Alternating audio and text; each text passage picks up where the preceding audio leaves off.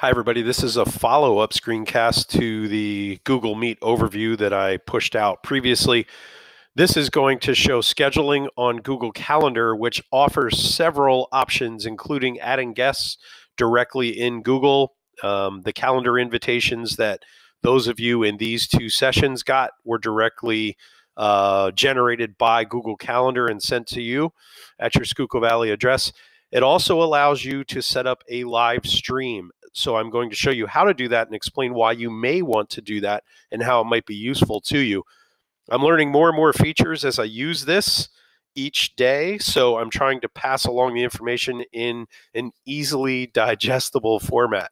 So here we go. I'm going to set up a sample calendar appointment here on Google Calendar. I just click. I'm going to call this Gmeet scheduling demo.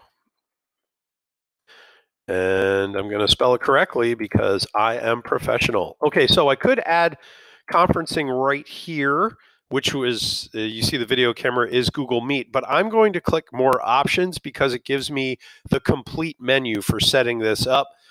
You notice you can, just like any other calendar event, you can set your start and end time.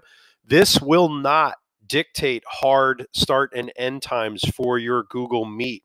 This is just when it will appear on people's calendars, but the link, the link that is generated down here when we add conferencing is actually what people will use to access the meeting at any time.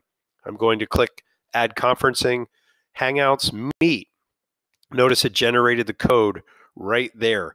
Now, if I would like to add live streaming to this, and why would I want live streaming? So let's say, for example, Chris Miller spoke to me about doing a read aloud with her 6th grade ELA classes of Harry Potter, which they had started prior to the school closure.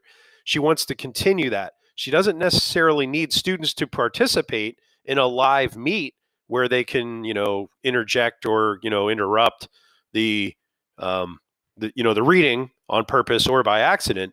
But she does want them to feel a sense of belonging in the reading group. You can do a live stream. You can live stream for up to 100,000 people. So if Chris's read-alouds of Harry Potter get really, really popular, she's got a lot of space in that live stream. So how do you set up the live stream? You click the down arrow right here, add live stream, and then this is the link for your live stream right here. It just generated that, okay? To invite people to watch the live stream, save this event and create a view-only copy, and it explains how to do that. You can copy the code right here. Copy the stream link, okay?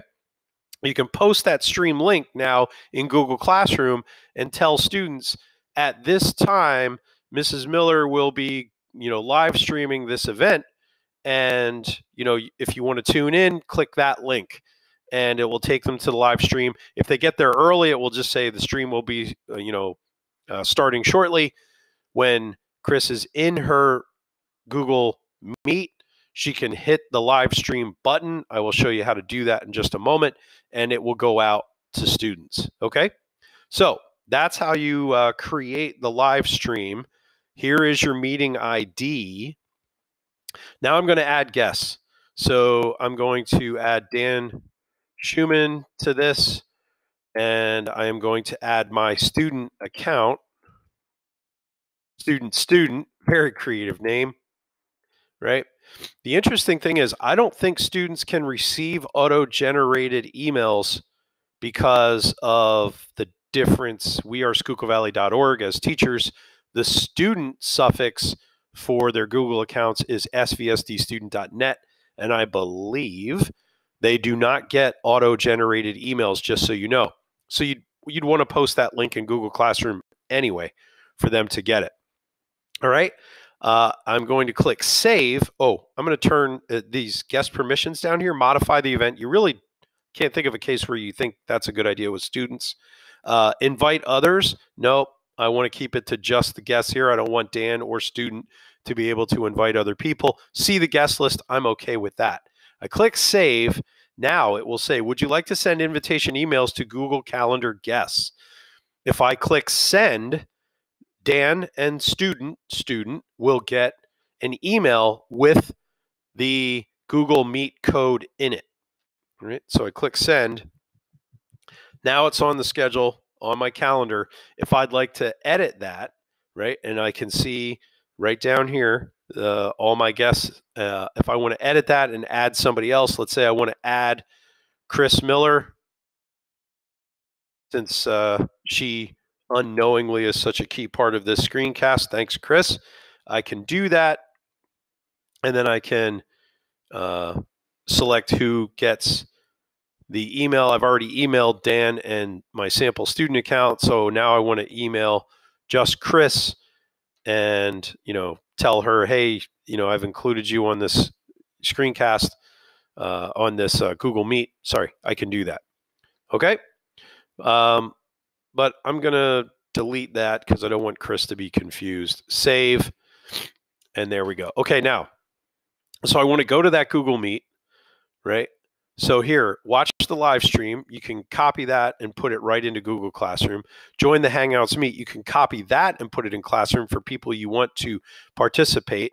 I'm going to click Join the Hangouts Meet. Now, although it's not scheduled for later, it's now saying that it's ready to go, okay? No one else is here. Oh, nice. You like the headset? So do the ladies. All right. Join now. And now, this is what it looks like inside. And over here on the right-hand side, I have record meeting, which, I showed in the previous screencast. But here is start streaming. This option is not available if you don't set it up in advance in Google Calendar. If you just come to Google Meet, start a new meeting, push the code out, this will not be available. So in my example of Chris Miller, live streaming a read aloud of Harry Potter, she would need to set that up in Google Classroom in advance. And you can click start streaming and it will go live, which you'll see right up here in the left-hand corner. Now this is going out. Anybody can access that at the link that was back here in Calendar right here, right? You push this out to students and they can watch your live stream. All right, so that's some more advanced features. I'm going to turn off the stop streaming. Some more advanced features. So scheduling, inviting guests, and doing a live stream. You are getting super Googled up here. If you're confused but interested, or you just think you want some practice doing this before you try it with students, let me know, and we can certainly do that. All right, take care, everybody.